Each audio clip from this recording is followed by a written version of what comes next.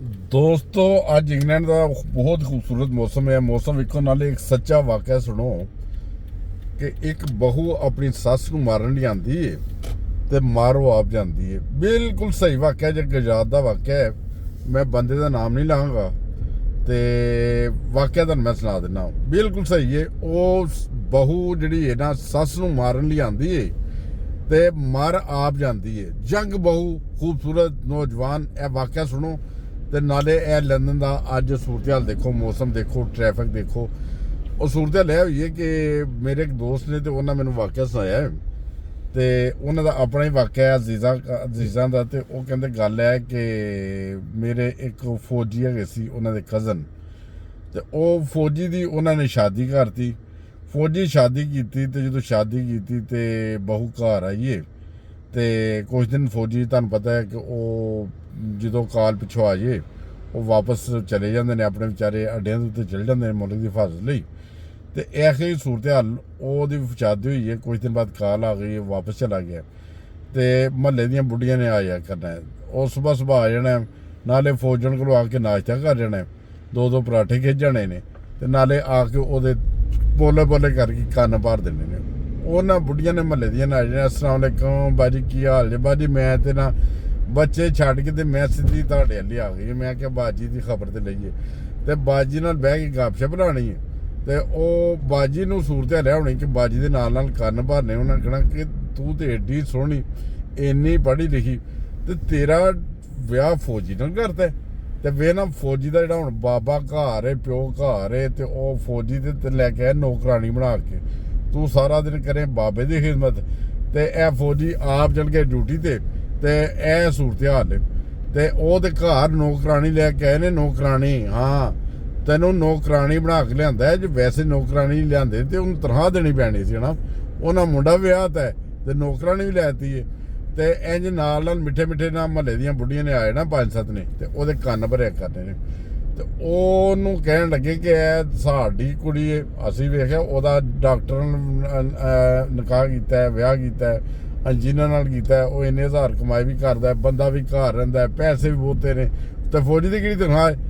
ਉਹ ਤੇ ਤੈਨੂੰ ਭਾਈ ਉਹਨਾਂ ਲੁੱਟ ਲਿਆ ਗਿਆ। ਉਹ ਇਹ ਲੋਕੀ ਜਿਹੜੇ ਨਾ ਬੜੇ ਤੇਜ਼ ਹੈਗੇ ਸੀ। ਉਹਨਾਂ ਵੇਖਿਆ ਸੋਹਣੀ ਕੁੜੀ ਵੇਖ ਕੇ ਤੇ ਰਿਸ਼ਤਾ ਕਰਦਾ ਵੇ, ਤੇ ਨਾਲੇ ਸੋਹਣੀ ਕੁੜੀ ਲੱਭ ਗਈ, ਉਹਨਾਂ ਨੂੰ ਬਹੂ ਲੱਭ ਗਈ ਹੈ, ਤੇ ਨਾਲੇ ਘਰ ਦੀ ਨੌਕਰਾਣੀ ਲੱਭ ਗਈ। ਐਸੇ ਮਹੱਲੇ ਦੀਆਂ ਬੁੱਢੀਆਂ ਨਾਲ ਡੇਲੀ ਆਉਣਾ ਤੇ ਉਹਦੇ ਕੰਨ 'ਚ ਤਬਲੀਗ ਕਰਨੀ ਹੈ ਤੇ ਕੰਨ ਭਰੀ ਜਾਣੇ ਨੇ ਉਹਦੇ।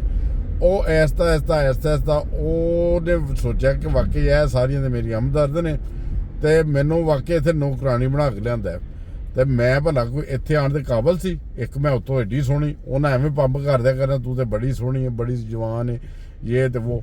ਹੁਣ ਯਕੀਨ ਕਰੋ ਉਹਦਾ ਦਿਲ ਭਰਨਾ ਸ਼ੁਰੂ ਕਰਦਾ। ਇੱਥੋਂ ਤੱਕ ਇੱਕ ਦਿਨ ਸੂਰਤ ਹਾਲ ਹੋਈ ਹੈ। ਉਹਨੇ, ਉਹ ਜ਼ਮਾਨਾ ਸੀ, ਖਤਾਂ ਦਾ ਜ਼ਮਾਨਾ ਸੀ, ਜੋ ਵੀ ਸੂਰਤ ਹਾਲ, ਫੋਨ ਨਹੀਂ ਸੀ। ਉਹਨੇ ਖਤ ਲਿਖਿਆ ਫੌਜੀ ਨੂੰ ਕਿ ਮੈਂ ਤੇ ਚੱਲੀ ਆਪਣੇ ਘਰ ਤੇ ਮੇਰਾ ਬੇੜਾ ਗਰਕ ਹੋ ਗਿਆ ਵੇ, ਮੇਰੀ ਜਵਾਨੀ ਬਰਬਾਦ ਕਰਤੀ ਤੂੰ, ਤੇ ਜੋ ਵੀ ਸੂਰਤ ਹਾਲ ਹੈ, ਮੈਂ ਇੱਥੇ ਨੌਕਰਾਨੀ ਬਣ ਕੇ ਆਈ ਹਾਂ, ਮੈਂ ਵਿਆਹ ਕਰਾ ਕੇ ਆਈ ਹਾਂ, ਤੇਰੇ ਪਿਓ ਦੀ ਖਿਦਮਤ ਕਰਨ ਨਹੀਂ ਆਈ। ਇੱਥੇ ਆ ਤੇ ਆਪੇ ਆ ਕੇ ਪਿਓ ਦੀ ਆਪਣੇ ਦੀ ਖਿਦਮਤ ਕਰ, ਮੈਂ ਚੱਲੀ ਆਪਣੇ ਘਰ। ਉਹ ਜਨਾਬ ਮਹੱਲੇ ਦੀਆਂ ਬੁੱਢੀਆਂ ਦੇ ਕੰਨ ਭਰਨੇ ਉਹਦੇ ਕੰਮ ਆ ਗਏ ਨੇ। ਉਹ ਬੋਰੀ ਬਿਸਤਰਾ ਉਹਨਾਂ ਚੁੱਕਿਆ ਤੇ ਉਹਨੇ ਘਰ ਚੱਲ ਗਈ। ਉਹ ਜਿਹੜਾ ਫੌਜੀ ਸੀ ਨਾ, ਉਹਨੇ ਫੌਜ ਦੇ ਵਿੱਚ ਉਹਨੇ ਜਿੱਥੇ ਮੁਲਾਜ਼ਮਤ ਕਰਦਾ ਸੀ, ਉਹਨੇ ਕਿਹਾ ਗੱਲ ਆਪਣੇ ਅਫੀਸਰ ਨੂੰ ਕਿਹਾ ਕਿ ਯਾਰ ਗੱਲ ਇਹ ਵੇ ਕਿ ਮੇਰਾ ਅੱਬਾ ਹੁੰਦਾ ਸੀ ਇਕੱਲਾ, ਤੇ ਇਹ ਪਿੱਛੇ ਕਰਕੇ ਨਾ ਅੱਬੇ ਦੀ ਇਤਲਾਹ ਆਈ ਹੈ। ਕੁਛ ਮਹੀਨੇ ਗੁਜ਼ਰ ਗਏ ਜਦੋਂ, ਤੇ ਅੱਬੇ ਦੀ ਇਤਲਾਹ ਆਈ ਹੈ ਕਿ ਅੱਬੇ ਦੀ ਤਬੀਅਤ ਬੜੀ ਖਰਾਬ ਹੈ ਤੇ ਮੈਂ ਆਪਣੇ ਬਾਪ ਦੀ ਖਿਦਮਤ ਕਰਨ ਲਈ ਉੱਥੇ ਚੱਲ ਜਾਵਾਂ ਵਾਪਸ, ਤੇ ਮੇਰੀ ਬੁੱਢੀ ਵੀ ਛੱਡ ਕੇ ਚੱਲ ਗਈ ਹੈ। ਉਹਨੇ ਕਿਹਾ ਕਿ ਠੀਕ ਹੈ ਤੂੰ ਵਾਪਸ ਚੱਲ ਜਾ। ਫੌਜ 'ਚ ਉਹਨੂੰ ਛੁੱਟੀ ਲੱਭ ਗਈ ਹੈ। ਉਹ ਵਾਪਸ ਆਇਆ ਤੇ ਉਹਨੇ ਆ ਕੇ ਨਾ ਤੇ ਆਪਣੇ ਇੱਕ ਦੋਸਤ ਸੀ ਮੇਰੇ ਜਿਹੜੇ ਜਰਮਨੀ ਤੋਂ ਗਏ ਸੀ, ਤੇ ਉਹਨਾਂ ਨਾਲ ਗੱਲ ਕੀਤੀ। ਉਹਨਾਂ ਕਿ ਗੱਲ ਹੈ ਵੀ ਕਿ ਯਾਰ ਭਾਵੇਂ ਤੁਹਾਡੇ ਕੋਲ ਗੱਡੀ ਹੈ ਤੇ ਜੇ ਅੱਬਾ ਦੀ ਤਬੀਅਤ ਖਰਾਬ ਹੈ, ਜੇ ਕਿ ਐਮਰਜੈਂਸੀ ਅੱਧੀ ਰਾਤੀ ਲੋੜ ਪਵੇ ਤੇ ਮੈਂ ਗੱਡੀ ਲੈਣ ਲਈ ਤੁਹਾਡਾ ਦਰਵਾਜ਼ਾ ਖੜਕਾ ਸਕਦਾ। ਉਹਨੇ ਕਿਹਾ ਕੋਈ ਨਹੀਂ, ਤੂੰ ਭਰਾ ਵੇ ਮੇਰਾ, ਤੇ ਤੂੰ ਆ ਕੇ ਦਰਵਾਜ਼ਾ ਖੜਕਾਈ ਤੇ ਐਨੀ ਟਾਈਮ ਮੈਂ ਹਾਜ਼ਰ ਹੋ ਜਾਊਗਾ। ਉਹ ਬਾਪ ਦੀ ਉਹਦੀ ਖਿਦਮਤ ਕਰਨ ਲਈ ਉਹ ਬੇਟਾ ਆ ਗਿਆ। ਬਾਪ ਦੀ ਤਬੀਅਤ ਖਰਾਬ ਹੋ ਗਈ ਹੈ ਤੇ ਅਚਾਨਕ ਐਸਾ ਹੋਇਆ ਕਿ ਉਹ ਬੁੱਢੀ ਨੂੰ ਪਤਾ ਚੱਲ ਗਿਆ ਕਿ ਉਹ ਬਾਬੇ ਦੀ ਤਬੀਅਤ ਖਰਾਬ ਹੈ ਤੇ ਬਾਬਾ ਫੁੜਕ ਨਾ ਲਵੇ। ਉਹ ਕਿਸੇ ਵੇਲੇ ਫੁੜਕ ਸਕਦਾ ਹੈ ਤੇ ਮੈਂ ਐਸਾ ਨਾ ਕਰਾਂ ਕਿ ਉਹ ਮਹੱਲੇ ਦੀਆਂ ਬੁੱਢੀਆਂ ਨੇ ਫਿਰ ਮਸ਼ਵਰਾ ਦਿੱਤਾ ਕਿ ਤੂੰ ਹੁਣ ਜਾ ਸੁਲਹ ਕਰ ਲੈ, ਉਹ ਬਾਬਾ ਮਰ ਜਾਣਾ ਹੀ। ਉਹ ਬਾਬੇ ਦੇ ਮਰਨ ਦੀ ਤਲਾਹ ਆਈ ਹੈ ਨਾ, ਬਿਮਾਰ ਹੋ ਗਿਆ।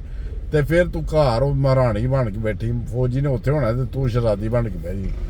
ਉਹਨੂੰ ਗੱਲਾਂ ਚੰਗੀਆਂ ਲੱਗੀਆਂ, ਉਹਨੇ ਕਿਹਾ ਵਾਕਈ ਬਾਬੇ ਕੋਲ ਜਾਨ ਛੁੱਟਦੀ ਪਈ ਏ ਤੇ ਮੈਂ ਐਸਾ ਕਰਾਂ ਕਿ ਜੇ ਮੈਂ ਨਾ ਜਾਵਾਂ ਇਸ ਟਾਈਮ ਤੇ ਮੇਰਾ ਘਰ ਵੀ ਬਰਬਾਦ ਹੋ ਜਾਏਗਾ, ਤੇ ਬਿਹਤਰ ਹੈ ਕਿ ਉਹ ਸਾਡੀ ਕਿਹੜਾ ਕੋਈ ਤਰਾਤ ਰੁਕ ਗਈ। ਉਹ ਵਾਪਸ ਚਲ ਗਈ ਜਾ ਕੇ ਨਾ, ਤੇ ਉਹਨੇ ਮਾਫੀ ਮੰਗੀ ਫੌਜੀ ਕੋਲੋਂ ਕਿ ਮੈਂ ਮਾਫੀ ਚਾਹੁੰਦੀ ਹਾਂ ਤੇ ਮੇਰੇ ਕੋਲ ਗਲਤੀ ਹੋਈ ਹੈ, ਤੇ ਅੱਬਾ ਜੀ ਨੇ ਮੈਨੂੰ ਤੇ ਇਹਨਾਂ ਦੀ ਖਿਦਮਤ ਕਰਨੀ ਚਾਹੀਦੀ। ਹਾਲਾਂਕਿ ਅੱਬਾ ਜੀ ਜਿਸ ਹਿਸਾਬ ਨਾਲ ਉਹ ਬਣਾ ਕੇ ਆਏ ਸੀ ਅੱਬਾ ਜੀ ਦਾ ਫੌਤਗੀ ਦਾ ਪਲਾਨ, ਉਹ ਤੇ ਉਹਦਾ ਦਿਲ ਹੀ ਜਾਣਦਾ ਸੀ ਨਾ, ਬੁੱਢੀਆਂ ਦੇ ਮੱਕਰ ਹੁੰਦੇ ਨੇ ਨਾ, ਤੇ ਉਹ ਜੋ ਵੀ ਸੂਰਤ ਹਾਲ ਹੈ ਉਹ ਵਾਪਸ ਆ ਗਈ ਹੈ। ਤੇ ਉਹ ਆ ਕੇ ਤੇ ਉਹਨੇ ਬੰਦੇ ਨੇ ਕਿਹਾ ਫਿਰ ਵੀ ਚਲੋ ਯਾਰ ਮੈਂ ਇਹਨੂੰ ਛੱਡ ਦੇਣਾ, ਮਾਦਤ ਕਰਦੀ ਪਈ ਹੈ ਤੇ ਚਲੋ ਆ ਜਾ ਵਾਪਸ ਆ ਜਾ। ਉਹਨੇ ਵਾਪਸ ਆਣਤਾ ਨਾ। ਹੁਣ ਸੂਰਤ ਹਾਲ ਇਹ ਹੋਈ ਹੈ ਕਿ ਉਹਨੇ ਆਪਣੇ ਅੱਬੇ ਦੀ ਬਿਮਾਰੀ ਲਈ ਕਿਹਾ ਸੀ ਕਿ ਕਿਤੇ ਹਸਪਤਾਲ ਲੈ ਕੇ ਜਾਣਾ ਪਿਆ, ਗਜਾਤ ਦੇ ਲਾਗੇ ਜਾ ਕੇ ਕਿਸੇ ਵੱਡੇ ਹਸਪਤਾਲ 'ਚ ਅੱਧੀ ਰਾਤੀ ਦਰਵਾਜ਼ਾ ਕਹਾਂ ਗੱਡੀ ਮਿਲ ਜਾਏਗੀ, ਉਹਨੇ ਕਿਹਾ ਮਿਲ ਜਾਏਗੀ। ਹੁਣ ਸੂਰਤ ਹਾਲ ਇਹ ਹੋਈ ਹੈ ਕਿ ਉਹ ਇੱਕ ਦਿਨ ਅੱਧੀ ਰਾਤੀ ਦਰਵਾਜ਼ਾ ਖੜਕ ਗਿਆ ਉਹਦਾ, ਤੇ ਉਹਨੇ ਕਿਹਾ ਭੈਣ ਜਲਦੀ ਗੱਡੀ ਕੱਢਣਾ ਬਾਹਰ। ਉਹਨੇ ਕਿਹਾ ਕਿ ਅੱਬਾ ਜੀ ਦੀ ਤਬੀਅਤ ਖਰਾਬ ਹੋ ਗਈ, ਚਾਚੇ ਹੋਰਾਂ ਦੀ ਤਬੀਅਤ ਖਰਾਬ ਹੋਈ। ਉਹਨੇ ਕਿਹਾ ਨਹੀਂ ਚਾਚੇ ਹੋਰਾਂ ਦੀ ਤਬੀਅਤ ਨਹੀਂ ਖਰਾਬ ਹੋਈ। ਉਹਨੇ ਕਿਹਾ ਕਿ ਦਰਅਸਲ ਮੇਰੀ ਬੁੱਢੀ ਦੀ ਤਬੀਅਤ ਖਰਾਬ ਹੋ ਗਈ। ਉਹ ਬੁੱਢੀ ਜਿਹੜੀ ਜਵਾਨ ਸੋਹਣੀ ਤੇ ਯੰਗ ਸੀ ਤੇ ਬਾਬੇ ਨੂੰ ਮਾਰਨ ਆਈ ਸੀ ਨਾ, ਤਬੀਅਤ ਉਹਦੀ ਖਰਾਬ ਹੋ ਗਈ। ਉਹ ਹਸਪਤਾਲ 'ਚ ਦਾਖਲ ਹੋ ਗਈ ਹੈ। ਹਸਪਤਾਲ 'ਚ ਦਾਖਲ ਹੋਈ ਹੈ ਤੇ ਪਤਾ ਨਹੀਂ ਕੀ ਹੋਇਆ ਉਹਨੂੰ, ਅਚਾਨਕ ਐਸੀ ਬਿਮਾਰ ਹੋਈ ਹੈ, ਸਖਤ ਬਿਮਾਰ ਹੋ ਗਈ ਹੈ ਕਿ ਉਹਦੀ ਯਕੀਨ ਕਰੋ ਕਿ ਉਹਦੇ ਬਾਅਦ ਉਹਦੇ ਵਾਲਦ ਸਾਹਿਬ ਦੀ ਤਬੀਅਤ ਵੀ ਖਰਾਬ ਹੋ ਗਈ। ਕਹਿੰਦੇ ਕਿ ਵਾਲਦ ਸਾਹਿਬ ਦੀ ਤਬੀਅਤ ਖਰਾਬ ਹੋਈ ਹੈ ਤੇ ਕੁਝ ਦਿਨ ਬਾਅਦ ਨਾ ਉਹ ਵਾਲਦ ਸਾਹਿਬ ਨੂੰ ਉੱਥੇ ਲੈ ਕੇ ਆਏ ਹਸਪਤਾਲ। ਹੁਣ ਉਹ ਬੁੱਢੀ ਜਿਹੜੀ ਜਵਾਨ ਸੀ, ਯੰਗ ਸੀ, ਖੂਬਸੂਰਤ ਸੀ, ਆਪਣਾ ਘਰ ਬਚਾਉਣ ਲਈ ਵਾਪਸ ਆਈ ਹੈ ਤੇ ਰੱਬ ਦਾ ਕਰਨਾ ਇਹ ਹੋਇਆ ਕਿ ਪਹਿਲੇ ਉਹ ਮਰ ਗਈ ਹੈ ਤੇ ਬਾਅਦ ਚੋਂ ਕੁਝ ਦਿਨ ਬਾਅਦ ਉਹ ਬਾਬਾ ਜੀ ਮਰ ਗਏ ਨੇ, ਹਨਾ। ਤੇ ਇਹ ਸੂਰਤ ਹਾਲ ਮੇਰੀ ਸਿਰਫ ਸੁਣਾਉਣ ਦੀ ਤਾਦ ਹੈ ਕਿ ਜੇ ਅੱਲਾਹ ਤਾਲਾ ਨੇ ਤੁਹਾਨੂੰ ਇਹ ਮੌਕਾ ਦਿੱਤਾ ਹੈ ਕਿ ਤੁਸੀਂ ਕਿਸੇ ਦੇ ਘਰ ਜਾਂਦੀਆਂ ਹੋ ਤੇ ਕਿਤੇ ਆਂਢੀਆਂ ਗੁਆਂਢੀਆਂ ਕੋਲੋਂ ਕੰਨ ਨਾ ਭਰਵਾਓ। ਜਦੋਂ ਕੰਨ ਭਰਦੀਆਂ ਨੇ ਆ ਕੇ ਬੁੱਢੀਆਂ ਨਾ, ਤੇ ਉਹ ਘਰ ਉਜਾੜਦੀਆਂ ਨੇ, ਭਾਵੇਂ ਹੁਣ ਭੈਣਾਂ ਤੇ ਭਾਵੇਂ ਨਨਾਣਾ ਤੇ ਭਾਵੇਂ ਜਠਾਣੀਆਂ ਜਿਹੜੀਆਂ ਮਰਜ਼ੀ। ਅਗਰ ਤੁਹਾਡਾ ਬੰਦਾ ਤੁਹਾਡੇ ਨਾਲ ਸਹੀ ਹੈ ਤੇ ਤੁਸੀਂ ਉਹਦੀ ਖਿਦਮਤ ਕਰੋ, ਉਹਦੇ ਮਾਂ-ਬਾਪ ਨੂੰ ਆਪਣਾ ਮਾਂ-ਬਾਪ ਸਮਝੋ। ਉਹ ਦੇਖੋ ਉਹ ਬੁੱਢੀ ਦਾ ਯਕੀਨ ਕਰੋ, ਮੈਨੂੰ ਉਸ ਬੰਦੇ ਨੇ ਜਦੋਂ ਪਾਕਿਸਤਾਨ ਨੂੰ ਆਇਆ ਅੱਜ ਤੋਂ ਕਾਫੀ ਅਰਸਾ ਪਹਿਲੇ ਦੀ ਗੱਲ ਹੈ, ਮੈਂ ਉਦੋਂ ਜਰਮਨੀ ਹੁੰਦਾ ਸੀ, ਉਹਨੇ ਵਾਕਿਆ ਸੁਣਾਇਆ ਸੀ ਤੇ ਅੱਜ ਤੱਕ ਮੈਨੂੰ ਉਹ ਵਾਕਿਆ ਯਾਦ ਹੈ ਕਿ ਉਹ ਵਾਕਿਆ ਇਹੋ ਹੀ ਹੋਇਆ ਸੀ ਕਿ ਉਹ ਬੁੱਢੀ ਜਿਹੜੀ ਹੈ ਫੌਜੀ ਦੀ ਬੁੱਢੀ, ਉਹ ਉਹਨੂੰ ਆਪਣੇ ਬਾਬੇ ਨੂੰ ਮਾਰਨ ਆਈ ਸੀ, ਆਪਣੇ ਸਹੁਰੇ ਨੂੰ ਮਾਰਨ ਦੀ ਆਈ ਸੀ ਕਿ ਉਹਦੇ ਸਹੁਰੇ ਬਿਮਾਰ ਹੈ, ਉਹ ਹੁਣ 1-2 ਦਿਨ 'ਚ ਮਰ ਜਾਏਗਾ, ਜਾਨ ਛੁੱਟ ਜਾਏਗੀ, ਤੇ ਉਹਨੂੰ ਮਾਰਨ ਦੀ ਆਈ। ਤੇ ਰੱਬ ਨੇ ਕਿਹਾ ਨਹੀਂ, ਜਿਹਨੂੰ ਤੂੰ ਮਾਰਨ ਆਈ ਹੈ ਉਹਨੂੰ ਮੈਂ ਬਾਅਦ 'ਚ ਮਾਰਾਂਗਾ, ਉਹ ਤੇਰੀ ਮੌਤ ਦਾ ਨਜ਼ਾਰਾ ਵੇਖ ਲੈ। ਉਹ ਤੇ ਬੁੱਢੀ ਜਿਹੜੀ ਹੱਸਦੀ ਖੇਡਦੀ ਸੀ, ਜਵਾਨ ਸੀ, ਜਿਹਨੂੰ ਆਪਣੀ ਜਵਾਨੀ ਤੇ ਮਾਣ ਸੀ, ਖੂਬਸੂਰਤੀ ਤੇ ਮਾਣ ਸੀ, ਉਹਦਾ ਪਹਿਲਾਂ ਅੱਲਾ ਮੀਆਂ ਨੇ ਬੇੜਾ ਗਰਕ ਕੀਤਾ ਕਿ ਉਹ ਮਰੀ ਹੈ ਤੇ ਫਿਰ ਉਹਦੇ ਬਾਅਦ ਉਹ ਬਾਬਾ ਜੀ ਮਰੇ ਨੇ। ਅਗਰ ਤੇ ਤੁਹਾਨੂੰ ਸਟੋਰੀ ਸਹੀ ਲੱਗੀ ਹੈ ਤੇ ਇਹ ਤੋਂ ਕੋਈ ਸਬਕ ਆਮੋਜ਼ ਤੁਸੀਂ ਸਬਕ ਸਿੱਖੋ ਤੇ ਇਹ ਹੀ ਹੈ ਕਿ ਜ਼ਿੰਦਗੀ ਮੌਤ ਖੁਦਾ ਦੇ ਹੱਥ ਵਿੱਚ ਹੈ ਤੇ ਖੁਦਾ ਤਾਲਾ ਜਿਹੜਾ ਕਾਦਰ ਹੈ ਤੇ ਇੱਕ ਦੂਸਰੇ ਦੇ ਕੰਨ ਨਾ ਭਰੋ। ਜੇ ਕੰਨ ਭਰਦੇ ਨੇ ਕੋਈ ਲੋਕੀ ਤੇ ਉਹਨੂੰ ਸੁਣੋ ਨਾ। ਤੇ ਬਹਿਰਹਾਲ ਉਹ ਬੁੱਢੀ ਦੇ ਵਿਚਾਰੀ ਦਾ ਕਸੂਰ ਇਹ ਸੀ ਕਿ ਉਹ ਵਿਆਹ ਕੇ ਆ ਗਈ ਹੈ ਤੇ ਮਹੱਲੇ ਦੀਆਂ ਵਿਹਲੀਆਂ ਬੁੱਢੀਆਂ ਉਹਦੇ ਘਰ ਆ ਕੇ ਬਹਿਣਾ ਤੇ ਉਹਦਾ ਘਰ ਆ ਕੇ ਬਹਿ ਕੇ ਤੇ ਉਹਦਾ ਘਰ ਦਾ ਬੇੜਾ ਗਰਕ ਕਰਨਾ ਕਿ ਉਹਦੇ ਬੰਦੇ ਦੇ ਖਿਲਾਫ ਉਹਨੂੰ ਥੋੜਾ ਨਾਲੇ ਚਾਰਜ ਕਰਦੇ ਰਹਿਣਾ ਤੇ ਨਾਲੇ ਉਹਦੇ ਕੋਲ ਚਾਹ ਪੀ ਜਾਣੀ, ਨਾਲੇ 2-2 ਪਰੌਂਠੇ ਖਾ ਜਾਣੇ ਤੇ ਆਪਣਾ ਕੰਮ ਕਰਕੇ ਚੱਲ ਜਾਣਾ। ਤੇ ਆਖਰਕਾਰ ਉਹ ਬੁੱਢੀ ਇੰਨੀ ਕੁ ਚਾਰਜ ਹੋਈ ਹੈ ਕਿ ਉਹਨੇ ਘਰ ਛੱਡ ਕੇ ਚਲੀ ਗਈ ਹੈ। ਤੇ ਫਿਰ ਉਹਦੇ ਬਾਅਦ ਉਹ ਬਾਬੇ ਦੀ ਖਾਤਰ ਕਿ ਜਿਹੜੀ ਉਹ ਖਿਦਮਤ ਕਰਨ ਲਈ ਆਏ ਸੀ, ਰੱਬ ਨੇ ਉਹਨੂੰ ਮੌਕਾ ਦਿੱਤਾ ਸੀ, ਸ਼ਾਇਦ ਰੱਬ ਉਹਨੂੰ ਉਹਦਾ ਅਜਰ ਦਿੰਦਾ, ਉਹਨੇ ਉਸ ਬਾਬੇ ਦੀ ਖਿਦਮਤ ਨਹੀਂ ਕੀਤੀ ਬਲਕਿ ਮਹੱਲੇ ਦੀ ਬੁੱਢੀਆਂ ਦੇ ਗੱਲਾਂ 'ਚ ਆ ਕੇ ਤੇ ਉੱਥੋਂ ਚਲੀ ਗਈ ਹੈ। ਤੇ ਫਿਰ ਉਹਨੂੰ ਮਾਰਨ ਲਈ ਆਈ ਹੈ ਜਦੋਂ, ਤੇ ਰੱਬ ਨੇ ਕਿਹਾ ਨਾ ਭਲੀਆ ਲੋਕੇ ਨਾ ਹੋਣ, ਨਹੀਂ ਪਹਿਲੇ ਮੈਂ ਤੈਨੂੰ ਚੁੱਕਣਾ ਵਾ। ਰੱਬ ਨੇ ਪਹਿਲੇ ਉਹਨੂੰ ਚੁੱਕਿਆ ਤੇ ਬਾਅਦ 'ਚ ਬਾਬਾ ਜੀ ਨੂੰ ਚੁੱਕ ਲਿਆ। ਜੋ ਵੀ ਸੂਰਤ ਹਾਲ ਹੈ ਅੱਲਾਹ ਤਾਲਾ ਸਭ ਤੋਂ ਤੇ ਫਜ਼ਲ ਕਰੇ। ਇਹ ਲੰਡਨ ਦਾ ਸੁਬਾਹ ਨਜ਼ਾਰਾ ਵੇਖੋ, ਮੌਸਮ ਬਹੁਤ ਅੱਛਾ ਹੈ।